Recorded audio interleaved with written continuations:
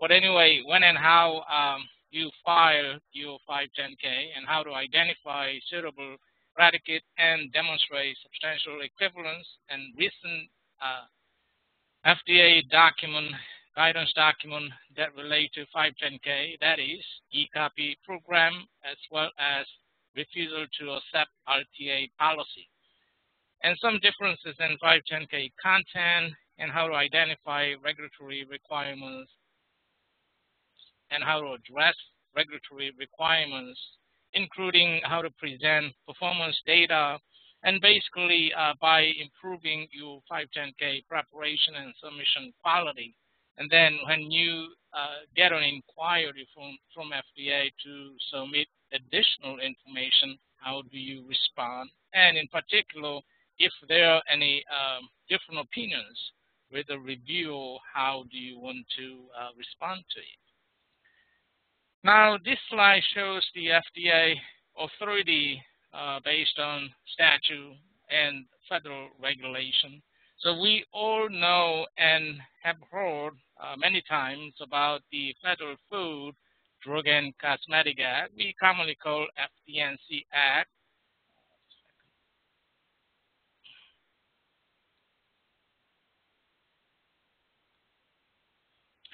And over the years, there have been a lot of amendments to the FD&C Act, what we also call Act. For example, Medical Device Amendment, that is May 28, 1976.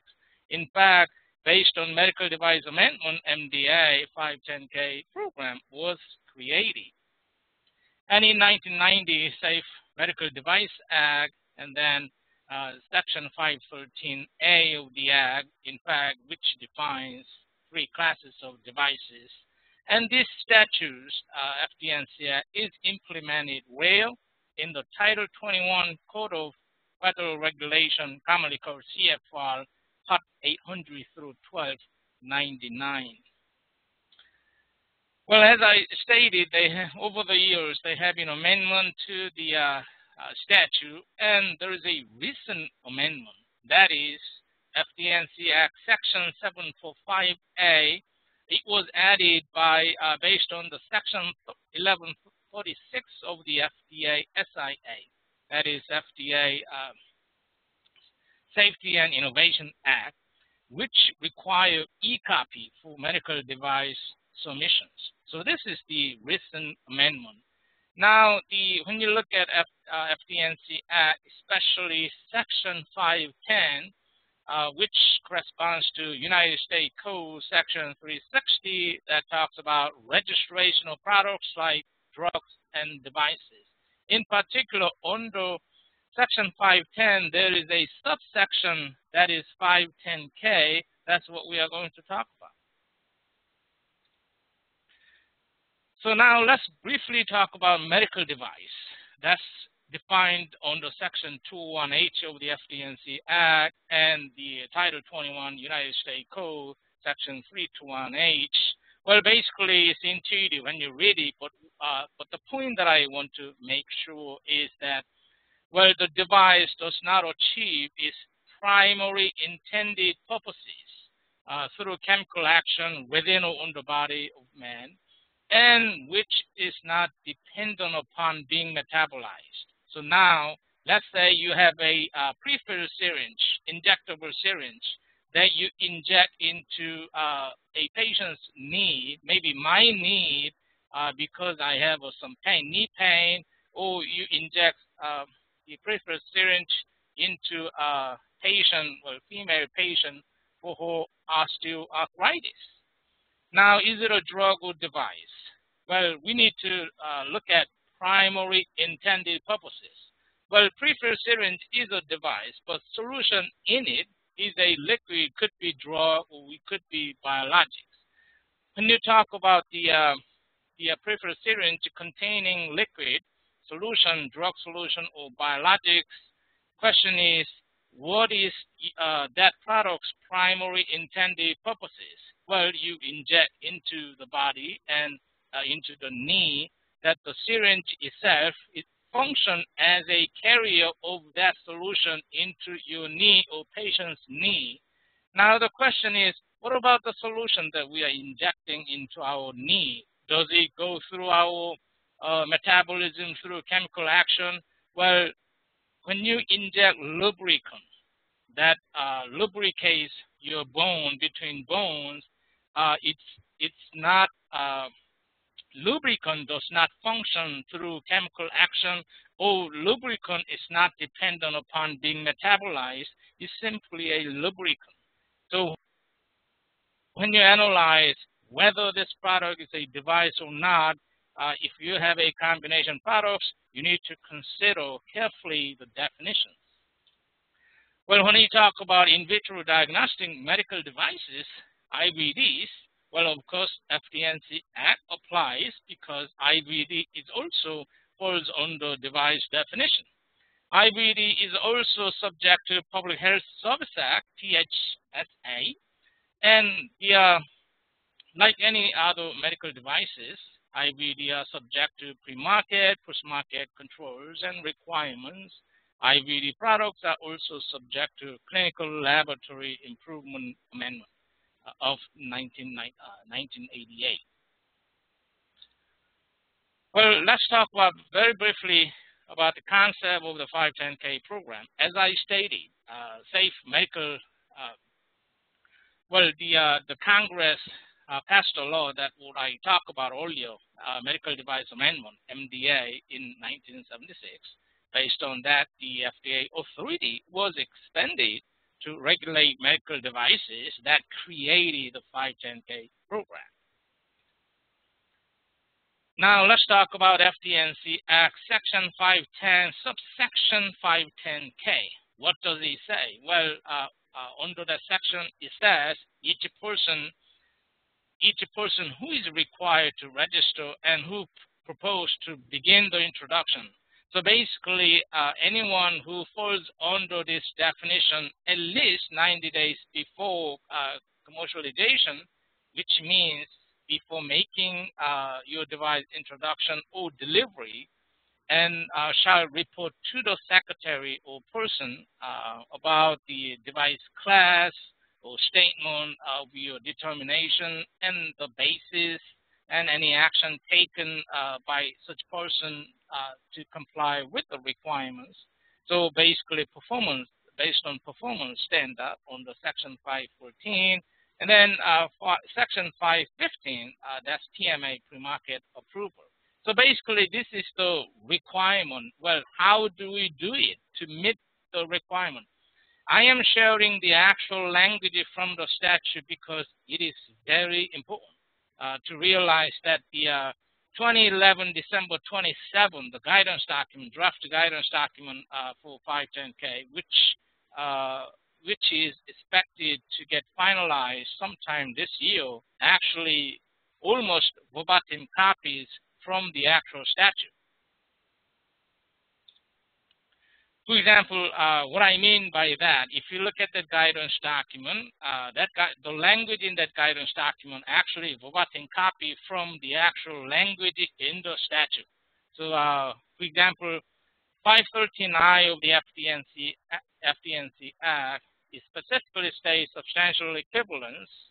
Well, basically, for you to demonstrate substantial equivalence to a predicate device, you have to demonstrate that your device has the same intended use compared to the predicate. And also, you have to show that your device has same technological characteristics. Well, our device has different technological characteristics. Well, if that's the case, then you show your device has different technological characteristics and still demonstrate that your device is as safe and effective as a legally marketed device, and your device does not raise different question of safety and effectiveness. Different question. Previously, still ongoing until the guidance document gets finalized, the term FDA was looking for is not different question. It was different types of question.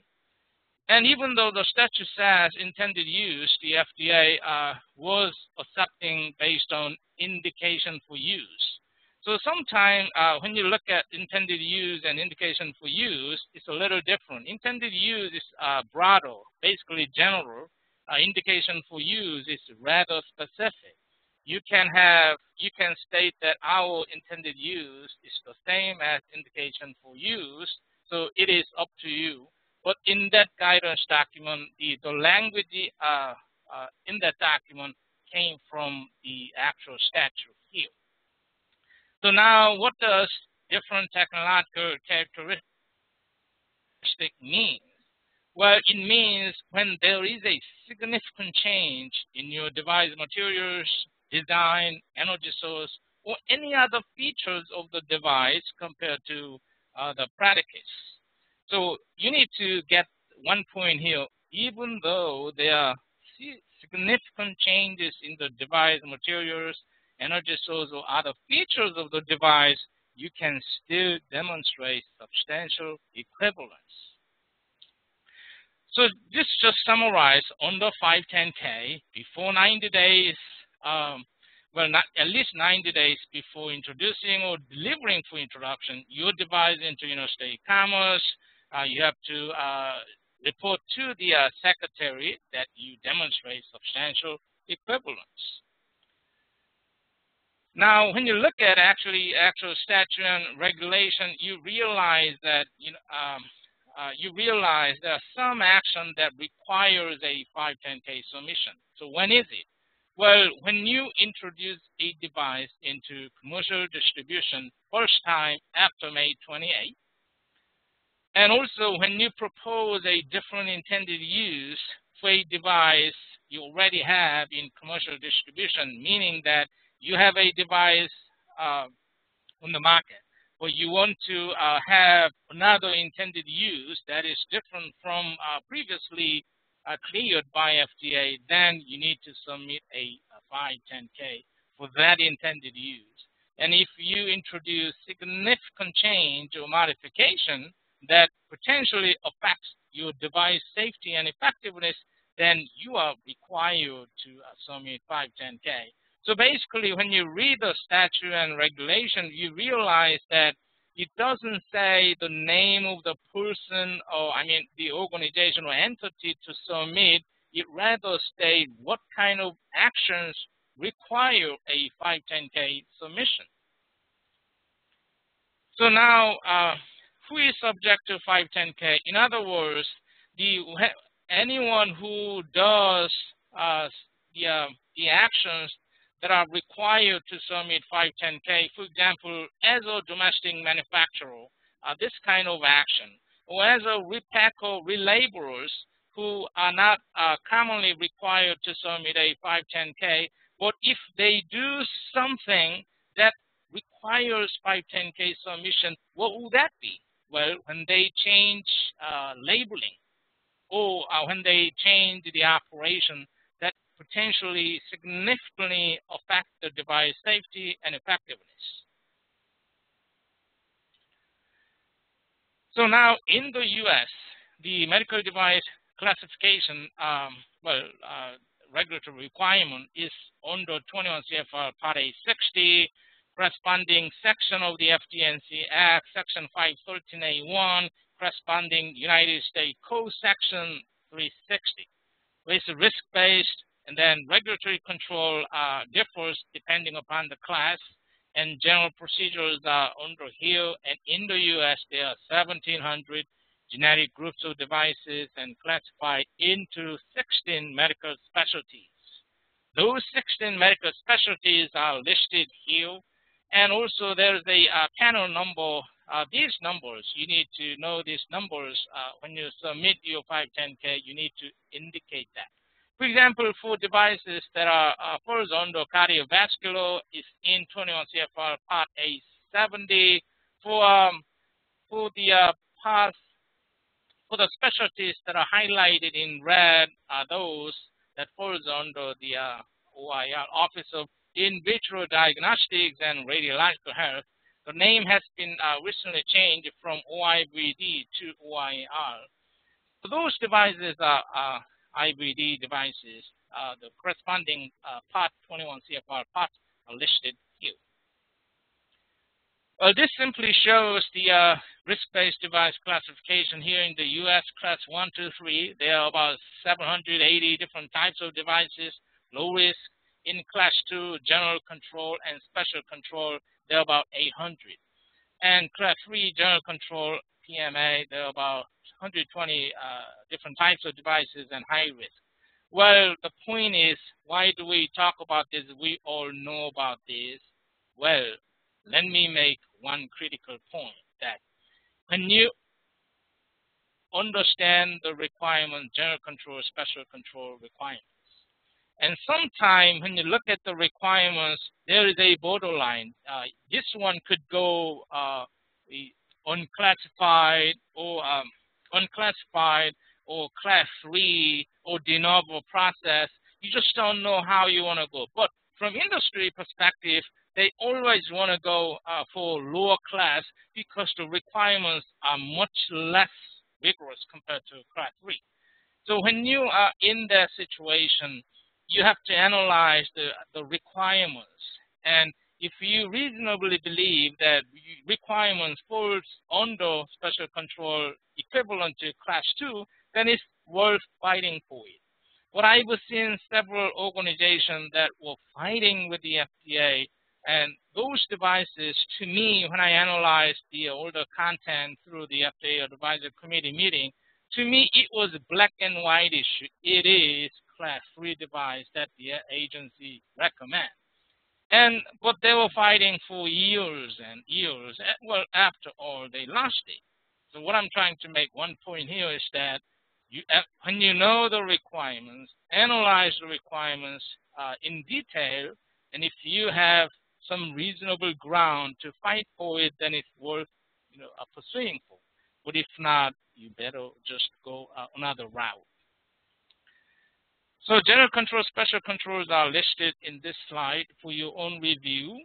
And I want to make one point here that let's say here's the device and there's a product code and class and the same regulatory section. Now, under one regulatory section, is it possible that there are more than one product code? Yes. Under the same regulatory section, regulation, is it possible to have more than 2 different types of devices, classes? Yes, as you can see in this slide. Now, let's define what is predicate. Well, legally marketed device can be predicate, yes, but not all legally marketed device can become predicate. No. Legally marketed device, what is it? A device that legally marketed prior to May 28, which does not require PMA, and a device that has been reclassified from class 3 to class 2 or 1, a device that has been found to be substantially equivalent through the 510K process. So those devices on the market can be called as legally marketed device. However, predicate device, it is a legally marketed device for the purpose of demonstrating your substantial equivalence. So now we know that the requirement to demonstrate substantial equivalence, that is, you have to show the same intended use and same technological characteristics. What if not? Then you show different technological characteristics, but your device does not raise different question of safety and effectiveness. Now, how to identify predicate device? Well, it's easy. First of all, you want to begin from the FDA database. You want to see the classification panel. We talk about section specialty panel. You want to see the common name that applicable to your device type, and also you want to see if there is any product code, and then code of federal regulation. Sometimes it's very helpful if you know the product code and classifying regulations, and also 510K number or your competitors or similar device names and their marketing status. That can help you when you are trying to identify a predicate device.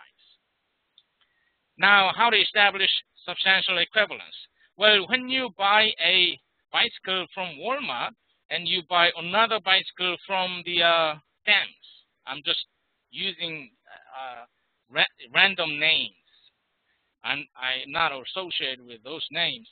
But when you compare it, you would compare the size, weight, materials, and the right, and also the colors. You would compare everything and come up with, well, the bicycle that we bought from Walmart is red color. The bicycle we bought from Sam is green. I like green. I will go with this one. Well, for device substantial equivalence comparison, the theory and analogy is pretty much the same. You look at everything: intended use, design, energy used to deliver, and device materials, device performance, and their safety and effectiveness, device labeling, and biocompatible materials through biocompatibility testing, and any standard applicable. So you basically compare all those between your device to be marketed and the predicate devices. So mission quality issues. FDA has conducted 2 independent studies based on over 300 devices. What they found is that there is a problem with intended indication for use statement. There's a problem with the device description. I've seen a lot of 510K. You describe your device this way and you claim something else in your indication for use. It is shocking. And there is a discrepancy in device description or indication for use, or the company failed to follow or address guidance document or standard applicable, and company did not submit performance data even though it's applicable, and clinical data even though it's applicable. Combined all together, this applies to more than half of those 510K applications. Now, what do you want to make sure when you do that? You want to make sure that your device description actually supports indication for use. Your documents between device description and indication for use are consistent. And when FDA recommend guidance document, or if there is any standard, you want to demonstrate some adherence, or at least justify that what you demonstrate or what you submit are equivalent to the guidance document, or you claim adherence to that guidance document, and figure out performance data, what is required to submit early in the process so that you can make the process easy, and make sure if clinical data is required.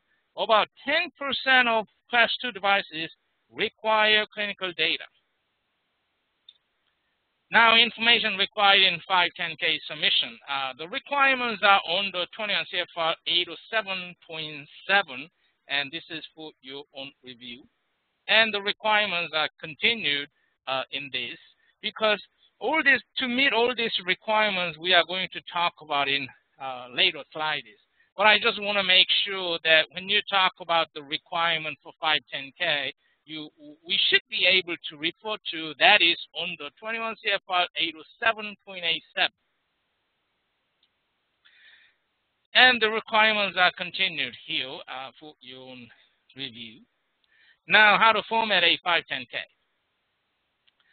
Well, I've been giving 510K webinars many times. And from the earlier content and compared to now, what I am stating has been very consistent. But the FDA format changes a little bit, and that's what we are going to hammer on that. There are 3 slides.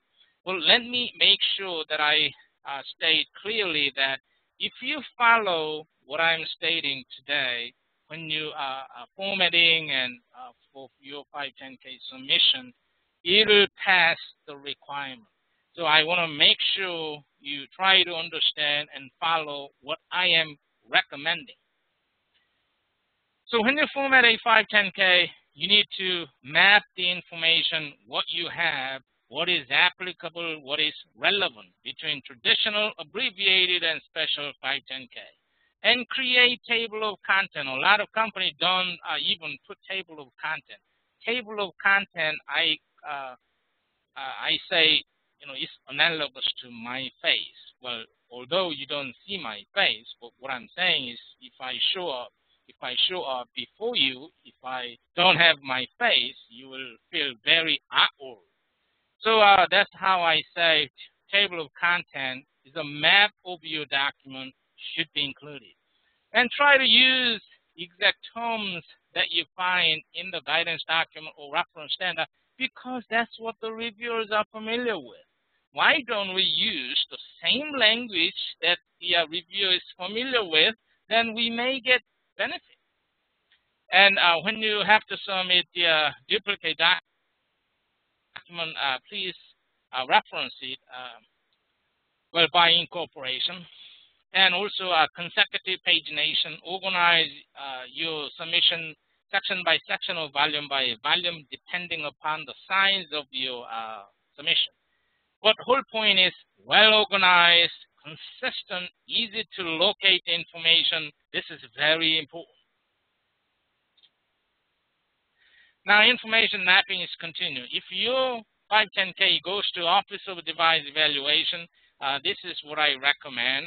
For example, if you have letter of authorization for master file, you indicate that if you have pre-IDE to FDA before, you have to indicate that whether it was pre-IDE or not. Even if you never had, you still have to mention that no pre-IDE, no prior inquiry have been made like that. That's part of the administrative review. And when I present this like a few years ago, people didn't get it why I am saying this. But from the FDA's perspective, it is very important for them to know, because if you have prior communication with the FDA, it is clear for them that they must have said something to you, and they want to make sure that you are addressing those concerns, or if there's any issues before. So you have to make sure you mention, even if you don't have it, just mention no pre-ID, no prior inquiry have been made. But anyway, you need to go through all this process. It's very important. Now, if your 510K goes to OIR, then this is the applicable items that you want to make sure. And during their administrative process, they check each and every item. For example, let's say if your device, you submit your 510K and reviewer sitting and reviewing your document and realize that you do not submit biocompatibility studies, then they are going to reject. And if your device is a storage device, then you submit your shelf life, but you don't submit process validation document, then they are going to reject. So what I'm trying to say is that you need to make sure you map the information and address it. So now this is the refuse to accept RTA policy for 510K. That was issued December 31st, 2013. Traditional 510K, abbreviated special 510K, there are preliminary questions and then criteria. There are organizational elements like that. For example, table of content included or not. Each section is labeled or not. All pages are numbered or not. 510K type, traditional, abbreviated, special, identified or not. You have to just address all this issue. And there are elements of a complete submission is called RTA item. Like administrative section, there are 9 items. Under device description, there are 4 items. Under substantial equivalence discussion, there are item 14 through 16. So there are many items. Now, when you submit, you have to address each and every item. Say yes or no or applicable. And if you submit to address the item, say please refer to page 200 through 250 or something. You have to address it to pass the first review, or administrative review. When you format a document, this is option number 1. There are 2 options, and both options are acceptable. For example, let's say paper copy, I state here section, but when you submit e-copy, you name your file just like that. For example, medical device user fee cover sheet. Well, that is Form FDA 3601. you put page number 1 and you save that document in PDF as 001 underscore and then title. And table of content in PDF, eCopy 002 underscore table of content and then page. And then the 03 underscore section 1 administrative information, and then you can put all the pages here. But please note, in this is the section 1 administrative information, but when you save it, you can save as 003 underscore section 1 so that you can trace your document easier. Instead of removing section name or administrative information, it's still acceptable, but for your tracking purposes, when you talk to reviewers during the review later, this is more helpful. Now, cover letter. Cover letter, if you look at 510K cover letter, it is amazing. It is very interesting. Sometimes some cover letter has only 1 paragraph. And then some cover letter has like 2 pages or 3 pages. But I recommend you address all the administrative information simply in your cover letter. Then it will make reviewers easy to locate information. And I talk about the RTA items in previous slide. You address it in your cover letter, that will very help. When you submit your 510K under administrative information, the FDA Form 3674 certification, it is required for them to submit even if there is no clinical data that you refer to. If that's the case, then check A and then submit. And declaration of conformity, LOA, if it's applicable. And then this is the section number that linked to this one, and because I am showing how you name the file here, and I didn't do that for this one. Now, this is option number 2. Just to make if you want to make your life easier in this way, for example, section number 1, I like to put that section number 1 as 01 underscore. When you save the PDF, then you can do so. For example, to be corresponding like that. And as I stated here, the cover letter is very important. Take advantage. So describe in your cover letter, and then when the reviewers somehow miss what you stated, then you can state that in our cover letter that we stated that no pre-IDE or IDE have been submitted. So the same way in the previous slide is applicable to all this. Now the question is, this is the RTA item requirement. If it's applicable to your device software, then you provide the document. What if our device doesn't have any software requirement or any software component like that? Then you state that it's not applicable. So you have to state it. Now, eCopy program, well, what is it? Well, eCopy, basically electronic copy, exact duplicate of your paper submission that you can submit in compact disc, digital video, or flash drive. My client sent me an email saying, oh, can we submit in DVD, or can we submit in flash drive? Well, I stated to them, just put all the documents in a CD and then mail it. Well, they asked DVD and flash drive. Yes, those are acceptable. And eCopy is accompanied by a paper copy of the signed cover letter and complete paper submission. So now the cover letter. In your cover letter, you have to make sure you include this statement. This eCopy is an exact duplicate of the paper copy. You have to state in your cover letter, otherwise your submission will be rejected. Now, this is the example of the file names, PDF names for eCopy purposes, submission without volume. So you can name the file like that and in this structure. If your 510K has high volume, then please go volume by volume, and then you can do this way. This is applicable to PMA, and so it is up to you how you want to do it.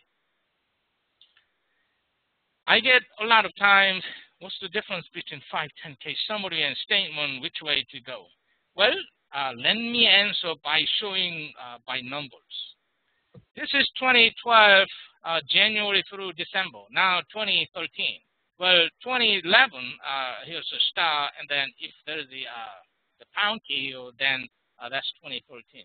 For example, back in March, well, in April, the FDA did not post the data yet. In March 2012, the FDA cleared 273 510Ks.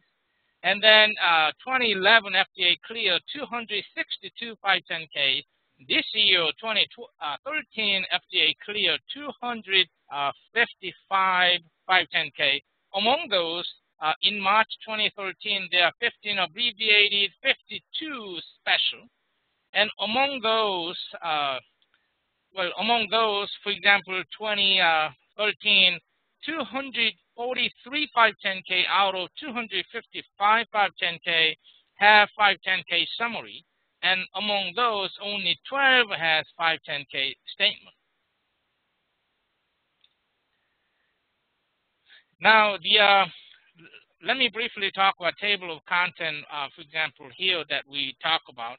So, depending upon, I didn't mention, depending upon where it goes, if it goes to OIR, this is the previous name, OIVD, your term and section, your term in section are a little different, but just for your information. Now, I'm giving you as an example, if you are talking about the section 2 indication for use statement. Currently, even though the statute says intended use, it is up to you. You can put intended use and indication for use statement or just intended use statement. It is acceptable as long as your language goes well. As long as your indication for use is well supported by your device description. Now, let's say if your device goes to Office of Device Evaluation, Section 2, you can, as I said, you can say intended use and indication for use statement, and then you put your statement here. And the FDA is not anal about whether you use intended use or indication for use statement, because if you are using intended use, that means your company's intended use and indication for use are the same.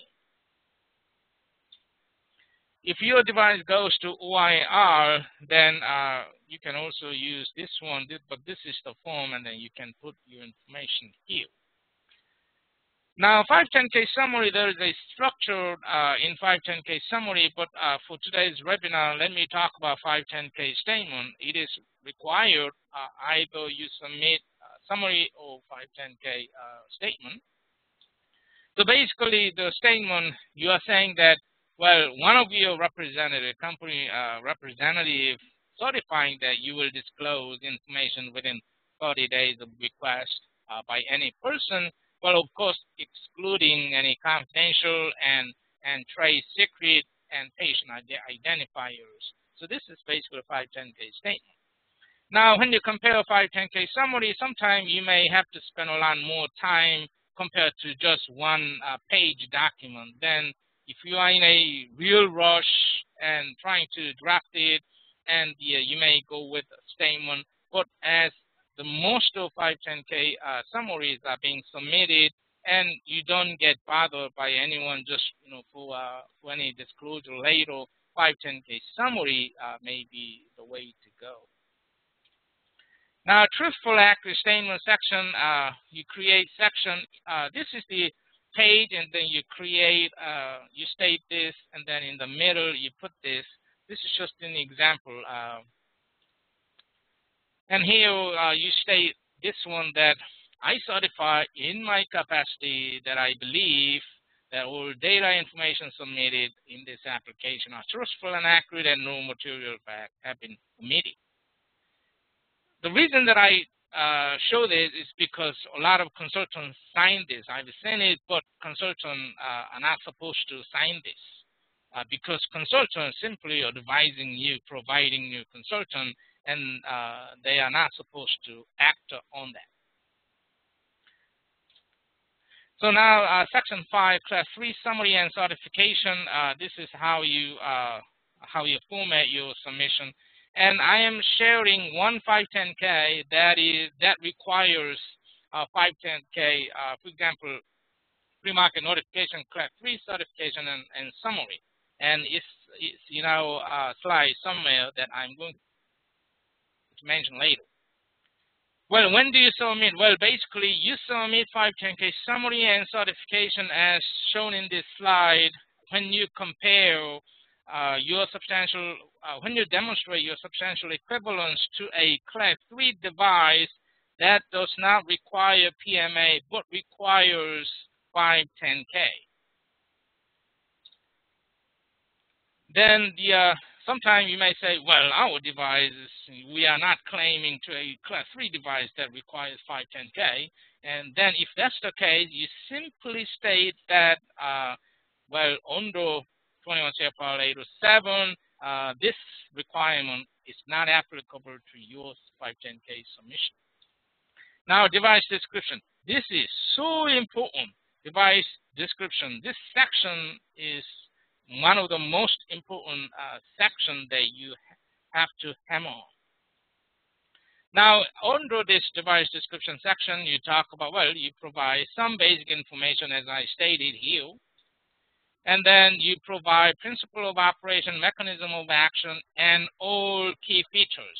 You know, when we go to buy something to a store, electronic device or whatever, we try to look at as many features as possible. Although sometimes you just go and buy it, but that's not what I'm trying to say. Well, in your submission, you have to mention a lot of features that talks about your device. Label, diagram, photograph, pictures. The question is, do we have to have colorful pictures? No, that's not what I'm saying. But if you have colorful pictures and drawings and all that, you better submit it, because at the end of the day, your job is to demonstrate substantial equivalence, and reviewers need to get convinced with the materials that you are submitting. And also, our vision trumps all senses. When you show nice pictures, nice diagram, it's better compared to not doing it. And energy source and other device features talk about a device identification. And sometimes I get a question, do we have to generate all the model numbers? And well, if you don't have it, you don't generate just for the 510K purposes, but you can generate it later. But if you have it, then please submit. Device description is continued. Please describe any characteristics applicable. Sometimes if your device is not sterile, then you have to mention your device is not sterile, and you have to specifically mention, and biocompatibility is not required. You have to specifically mention depending upon what applies when you are trying to meet the RTA items. So now device materials of use, you handle and address all the materials that are applicable to your device.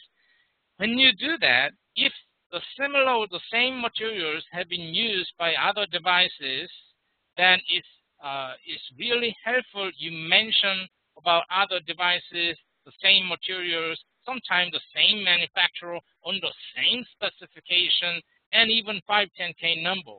Use the information for your most benefits. Software section, you talk about, well, sometimes you have information that you previously submitted to the FDA. Then I stated that incorporate the information by reference. When you do that, you provide K number, page number, and other information, especially when you submit IFU, draft IFU, and then you mention about the particular configuration that relate to your risk analysis. For example, if I'm a reviewer looking at your document and software section, what I will do, I will look at your conclusion first, and then your table, what you're submitting, and then I will go to risk analysis straight to that document. Now, software, additional information, software user manual, software documentation, and in your submission for software, you summarize what you're submitting and document number and page number in your submission so that it's easily identifiable. And especially the hazard analysis, risk analysis is very important, and because the risk analysis is part of your validation activity. And also a lot of times, under each section, you provide great information, very excellent information, but then you leave the conclusion subject to anybody's opinion. You don't want that. You lead reviewers to your conclusion. For example, each section you conclude, for example, all software tests have met the applicable specification, and thus the software is safe. So you have to point them to what you are submitting and how and what you are concluding. So this is the FDA internal document that is under 510K number. This is disclosed by FDA under FOIA, Freedom of Information Act. For example, if your software level of concern is moderate, then FDA will be looking at this document. So they are checking, see, whether you are submitting. And this is just to show you what you are supposed to submit. Now, substantial equivalence discussion. This is important section. When you talk about it, you provide predicate name and 510K number. Sometimes you may want to submit their labeling, IFU, if it's available. And please make sure you include comparison table. Sometimes when you talk about comparison table, you just talk about similarities. But guess what? When we talk about the comparing my bicycle with somebody's bicycle, I compare what is similar. I also compare what is not similar. The same is true when you compare your device with predicates. You have to show similarities. You also have to discuss differences, yet your device is safe and effective. Summary of performance testing, you provide summaries and substantial rational discussion. Based on all these, you provide all the information and conclude this device is substantially equivalent in principle and performance to the predicate, legally marketed in the U.S., then talk about.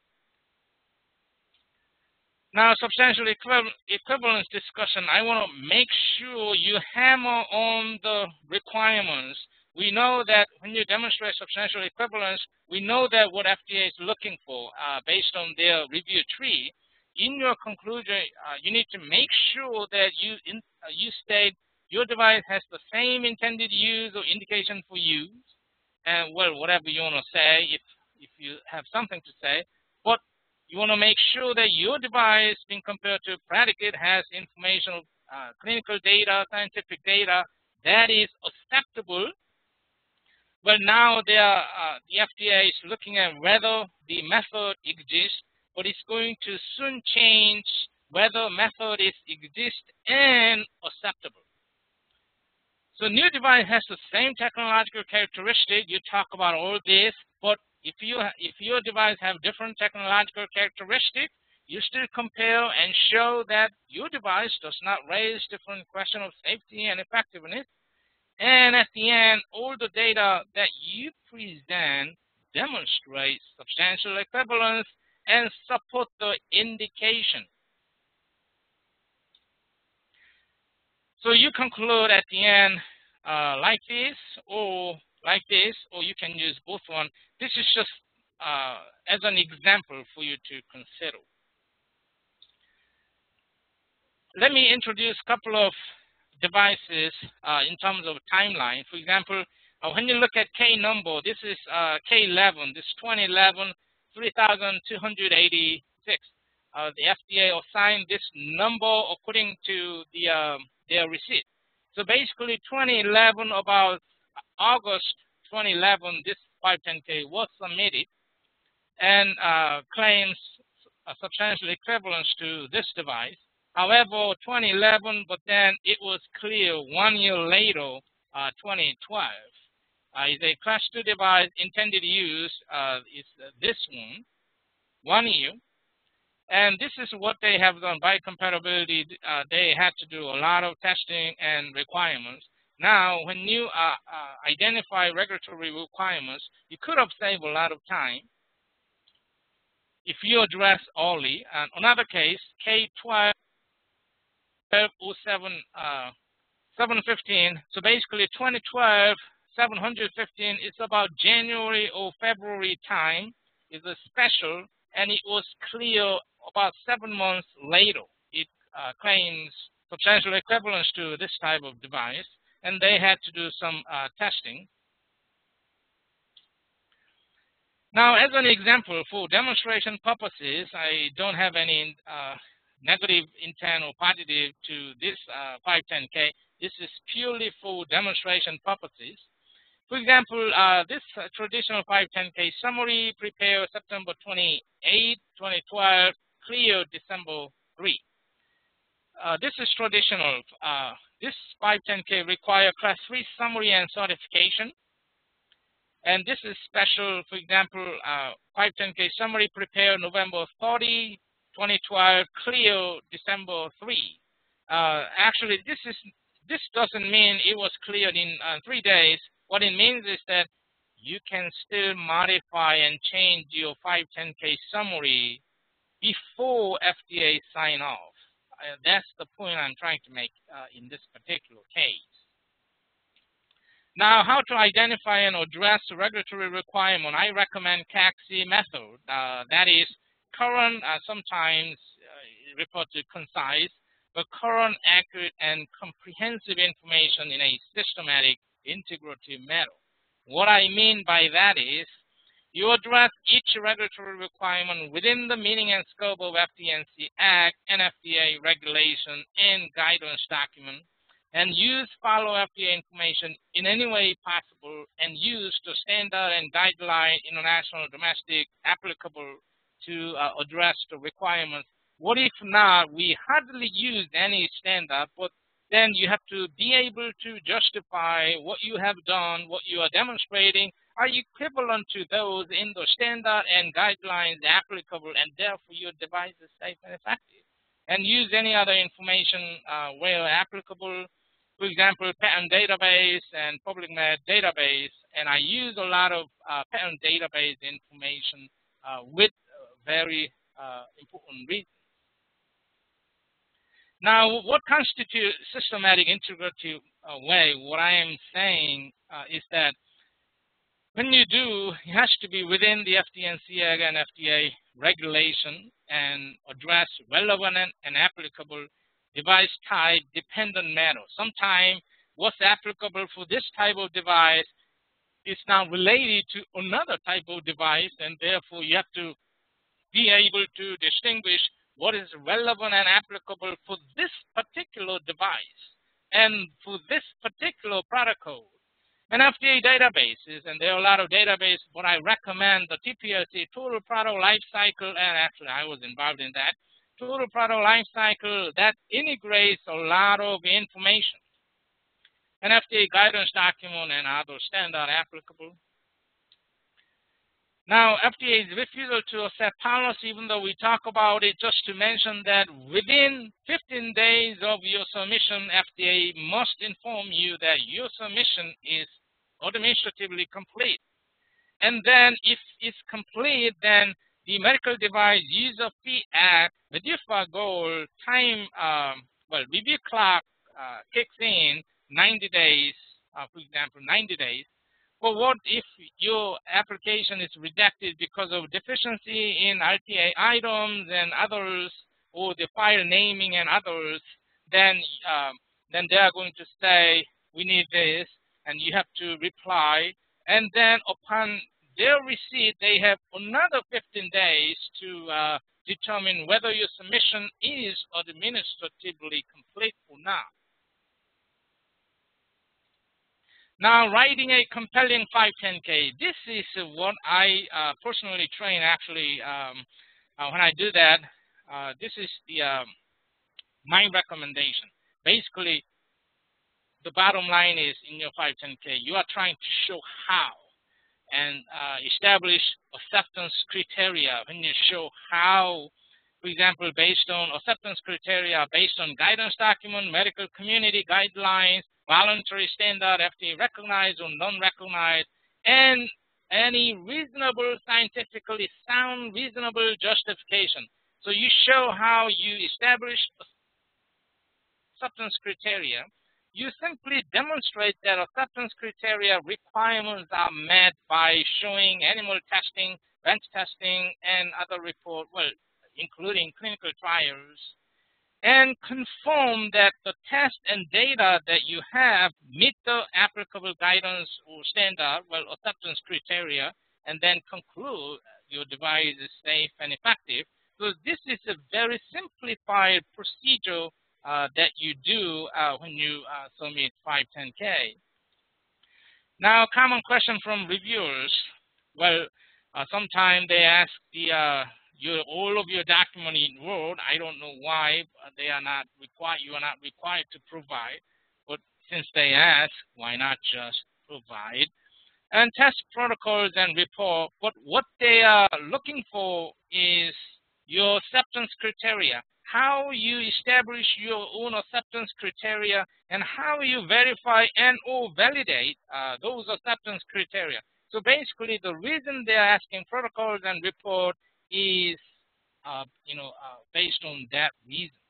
And summary of test and justification, how you have performed your test, or if there is any deviation, any deficiencies, how you justify.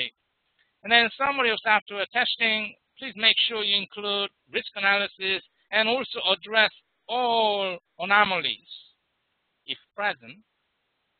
And interpretation of test results, statistical tools and analysis, and justification, how you justify, and risk analysis and clarification and other things. So they ask about this one. But when you see what they're asking over and over, it's a very black and white. What they're asking is very black and white. Sometimes, well, there's some confusing part, but yeah, that's another story. How to respond to additional information requests as soon as humanly possible. Obviously, I am a little joking here. Practically possible, because when you ask something to somebody, do you prefer that person respond to you in a week or 1 month, or don't respond? You wouldn't want that. You may want to heal as soon as possible, and so I think that applies. And when you respond complete and full, otherwise they are going to ask you back. And ask for clarification if needed, because when you answer, you need to answer with awareness. You don't want to get one question and then raise 100 questions. And you answer one question to the reviewer, and the reviewer comes back and asks 5 more questions because your answer raised other problems. When additional tests are requested, try to provide scientifically sound and clinically meaningful justification. Instead of, we disagree, well, that's conclusory. You have to provide why you disagree based on what. It has to be scientifically sound and clinically meaningful. Please don't just say, in a conclusive manner, meaning that you have to provide the answer by remembering this one. You have to make sure you understand what they're asking, and you understand why they're asking, and you understand how you answer. So you always have to think about what, why, and how. Despite you do your best, and this can happen. Well, I'd like to respectfully refer you to the article that we wrote, Demystifying the FDA appeal process, if that happens. Basically, what I'm trying to say is that communication, negotiation, facilitation is important. For example, when you communicate, use your knowledge, experience, and skills on point with nurturing sound and voice, and try to have the FDA reviewers always feel okay, and negotiate, try to understand what FDA is saying, why they are saying, and try to make sure how you try to address and their requirement from their perspective. And during the process, it could be a lot of emotions involved, and if that happens, you need to try to address from their perspective, and then make sure you integrate what you believe based on scientifically sound data to the FDA. Here's the representative list of references. I like to ask the few references for you to review, for example, number 1 through 4. This concludes my webinar presentation today. To open Q&A session, I'd like to turn over the mic to today's webinar host, Global Compliance Panel. Thank you very much.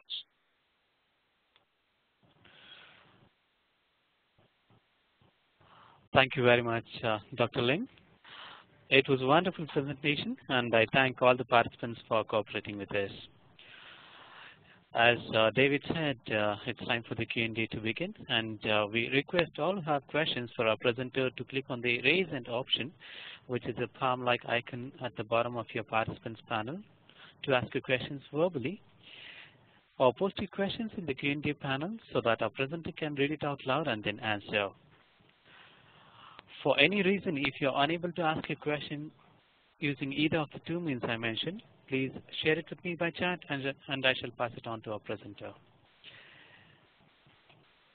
David, we got a question in the Q&A panel.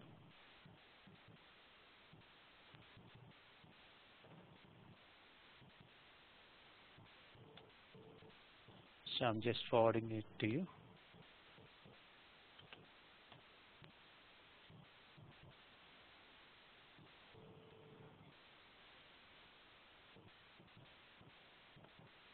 David? Oh, well, this question is very important question, actually. When you respond, well, when you submit your 510K, during the administrative review process, your response should be the same way as you are meeting the e-copy requirement. So when you submit, the way you correct the deficiencies, for example, the file names and others, so FDA will specifically tell you what they are requesting. So when you address it, you address their questions in a way you meet the e-copy program. However, once your submission is administratively complete, then at that time, the FDA may request information by email, by phone, but that's a different story, and you can act on that depending upon what they are requesting. But during the administrative review process, you have to submit as if you are meeting the e-copy requirement. But FDA will tell you exactly what they are asking. Thank you for answering that question. Meanwhile, we sincerely request you to share your feedback in the feedback form that will appear on your screen in the polling panel right now. This feedback form has just 8 Oh, I'd like to add one more comment. Oh. Yes, David, please. Oh, I'd like to add one comment. In terms of formatting, when you respond, you format the way you format when you submit, the same way, meeting the e-copy requirement. I just wanted to make sure that.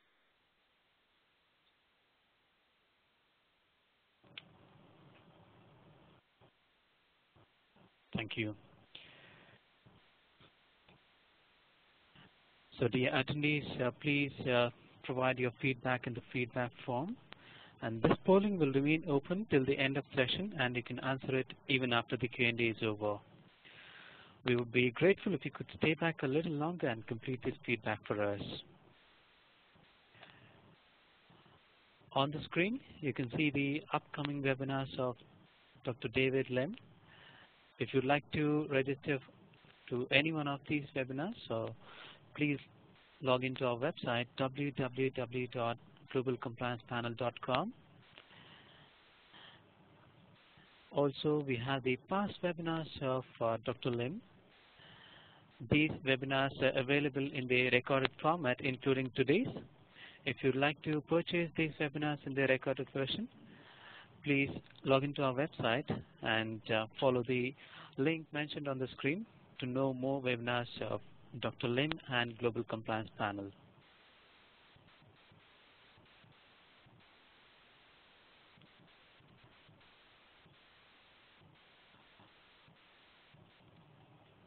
Dr. Lim, I do not see any more questions coming up from the attendees.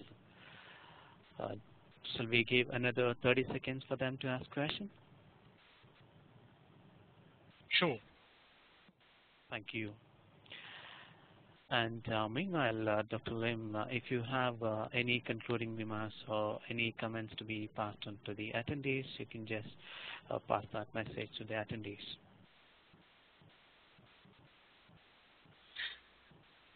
Well, thank you very much for attending today's live webinar. But if you do have questions after the session, you're most welcome to send your questions to Global Compliance Panel so that I can address shortly.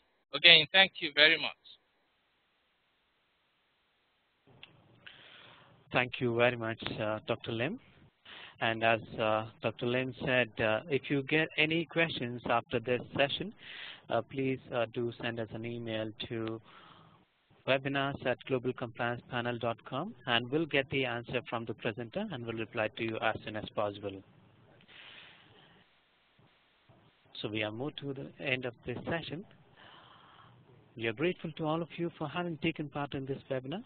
If you'd like to get in touch with us, you can send us an email to webinars@globalcompliancepanel.com, or you can call us at 800-447-9407. We welcome your suggestions and feedback or ideas on how we can improve our webinars. If you'd like to suggest a topic or desire a customized corporate training, we ensure that whatever is your training necessity, it will be a priority. On behalf of our presenter, Dr. David Lim, and the Global Compliance Panel team, I would like to say thank you for participating in this webinar, and we wish you a great day ahead. Thank you. Thank you, Dr. Lim. Thank you, Sam. You're welcome.